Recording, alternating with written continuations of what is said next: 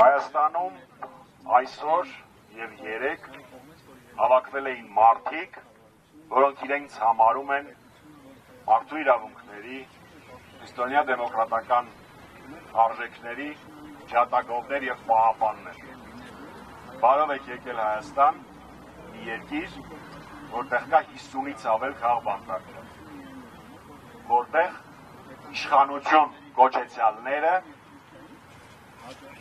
ասպատակում են, հարձակվում են, պայքարում են հայ առաքելական Սուրբ եկեղեցու դեմ։ Ճիշտ լսեցիք, քրիստոնյա աշխարհի դարպաս հանդիսացող Հայաստանի Հանրապետությունում այսօրվա կառավարիչները պատերազմ են հայտարարել հայ առաքելական Սուրբ եկեղեցու։ Դուք եկել եք մի երկիր, որի ըստ պաշտոնական տվյալների 200 քառակուսի կիլոմետրից ավելը օկուպացված է Ադրբեջանի կողմից, որի զավակները Ադրբեջանի Բաքվի բանտերում տանջվում են։ Դուք եկել եք մի երկիր, որի իշխանություններ կոչեցյալը մինչ օրս չգիտեն, թե հստակ քանի անհայտ կորած կա մեր երկրից։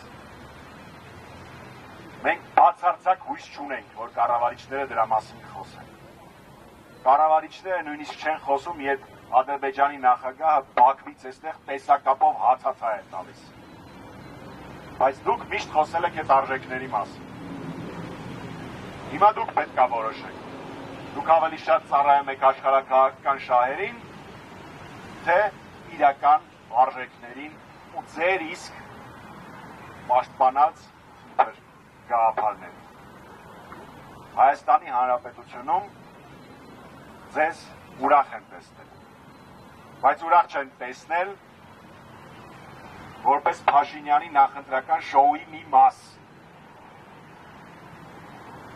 Մենք հասել ենք նրան, ու դուք հասել եք նրան, որ բռնապետ Ալիևը իր երկրից բասկաթոռին ընկած հացաթա է տալիս Եվրոպական խորհրդարանին։ Այն բանաձևերը, որ դուք ընդունել եք, դրա համար ձեզ հացաթա է տալիս։ Դուք դա հանդուրժելու եք։ Հուսամ, որ ոչ։ Dear colleagues, welcome to Armenia. Armenia is the gates to the Christian world. But in very heart of this country, in the country that first adopted Christianity as the state's religion, Armenian Apostolic Church is under aggression by the Prime Minister, so-called Prime Minister. And you have to address that. You have to address the fact that hundreds of people are gone missing, that we have POWs in Baku jails, that we have occupied territories of our sovereign territories of Armenia, and Aliyev has no intention to leave them as of now. You call that freedom?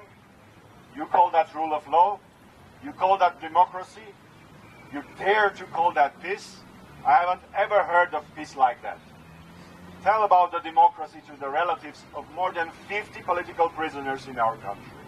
More than 50 families. You should tell them about democracy, not speak about democracy in the protected halls and palaces.